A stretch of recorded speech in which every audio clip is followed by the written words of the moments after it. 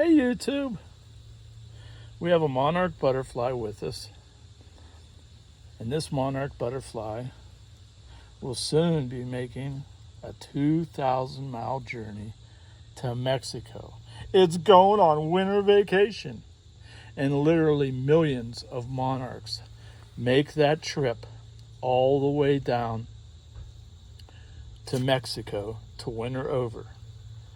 Now, only the monarchs that are in late season, like September and October, are the ones that make the journey.